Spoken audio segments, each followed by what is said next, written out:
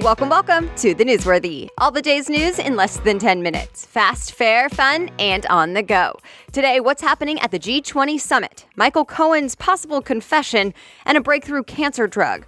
Plus, Microsoft's deal with the military and Airbnb's new venture. Those stories and more in less than 10 minutes. I'm Erica Mandy. Today is Friday, November 30th. You ready? Let's do this.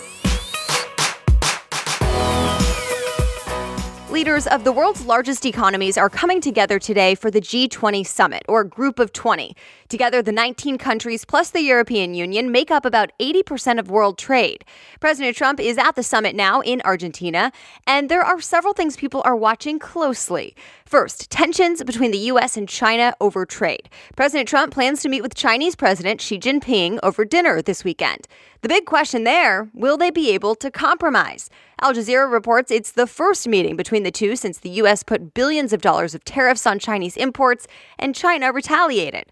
Also, leaders from both Russia and Ukraine will be there. There's escalating tension still between those two.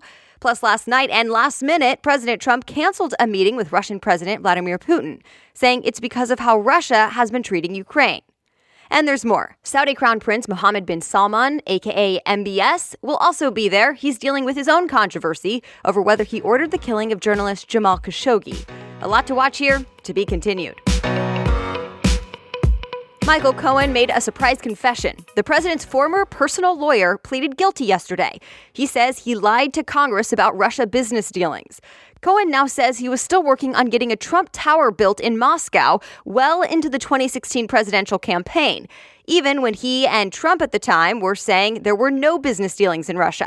But NBC News reports President Trump is saying, if that is true, so what? That going after a business deal before he was president is perfectly legal. But he also said Cohen will say whatever to get a lighter prison sentence. Cohen's sentencing is on December 12th. And here's the thing. We don't know everything at this point. Experts say if Cohen told prosecutors that the attempted deal with Russia involved anything about Trump becoming president, that could potentially be a problem. But we don't know if that happened yet or not. Stay tuned. First, the fires, then heavy rain. Parts of California that recently dealt with devastating wildfires are now dealing with flash flooding and mudslides. The problem is that when the fire burns all the brush in the area, there's really nothing left to hold the dirt, and mudslides become a big problem. An area near the deadliest wildfire in Northern California had to be evacuated, and still there were water rescues. Well, this is the kind of record-breaking number you don't like to see. New stats from the CDC found more than 70,000 Americans died from a drug overdose last year, setting a new record. In fact, 2017's number of overdose deaths was up nearly 10% from 2016. But here's some good medical news for you. The FDA has approved a new cancer drug that fights cancer in a unique way. NBC News says it fights the cancer gene instead of just the location of the tumor in the body or the type of specific cancer. The drug is called larotrectinib, and for some situations, it can be much more effective than other treatments, even helping patients who thought they had no other alternatives. Today's episode is kept free to you thanks to Care of, a monthly subscription vitamin service so you can get personalized vitamin and supplement packs delivered right to your door. All you do is take a fun online quiz about your health and diet, and in 5 minutes flat, you will be getting recommendations personalized to your lifestyle and goals. I took the quiz. It is quick and easy. And I love that I immediately got these clear recommendations alongside all the research about each vitamin and supplement Care of recommended for me. Then the vitamins were delivered right to my door in convenient daily packs. No questioning which pills I have to take when. And I love this. A portion of every sale goes to the Good Plus Foundation, which provides pregnant women in need with prenatal vitamins. So you can get 25% off your first month. Just go to takecareof.com and enter the code newsworthy. Again, that's takecareof.com and enter the code newsworthy. Now back to the news. NASA wants to send astronauts back to the moon for the first time in more than 40 years, but baby steps. NASA wants to first test some stuff out for the moon mission. So it's getting some help from 9 U.S. companies. Space.com reports the companies will be designing and building lunar landers. And in the process, they'll be also competing for NASA contracts to help with future moon experiments. TechCrunch reports there's $2.6 billion up for grabs over the next 10 years. Microsoft just won a multi-million-dollar military contract to provide augmented reality headsets to U.S. soldiers.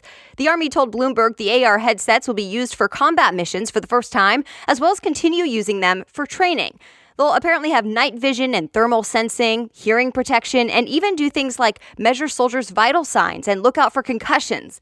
Microsoft says the AR headsets will provide troops with more and better information to make decisions. Airbnb says it doesn't just want to provide housing for rent, it wants to provide the actual houses, as in building and designing houses. Fast Company reports Airbnb is starting a new initiative called Backyard. Backyard's goal is apparently to look into how buildings could use things like smart home technologies to, quote, rethink the home. There aren't many details yet, but Fast Company predicts the new spaces will be designed to be shared. Think about it. Airbnb already knows what its huge number of Airbnb hosts and guests like and want in a home. The first test units are set to be public next year. Two celebrities are facing charges for promoting investments in initial cryptocurrency coin offerings without revealing they were getting paid to promote them. CNN reports the SEC charged music producer DJ Khaled and boxer Floyd Mayweather Jr., and it's the first time the Securities and Exchange Commission brought charges against individuals for this sort of thing. It's already been settled, though. Both celebs agreed not to promote any other securities, even the digital ones, for at least a couple of years, and they'll be paying back the tens of thousands of dollars they earned, plus penalties.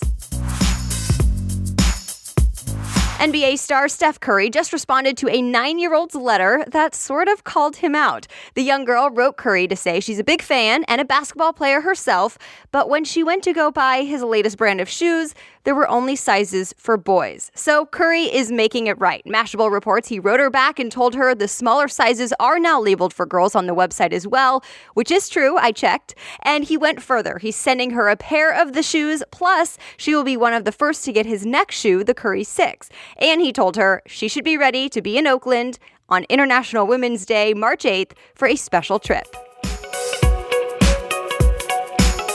And that's it. Thank you so much for listening today.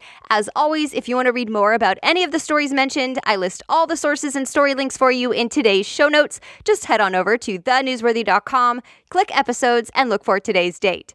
The Newsworthy is ready for you every weekday by 4 in the morning. I'll be back with more news on Monday. Have a great weekend.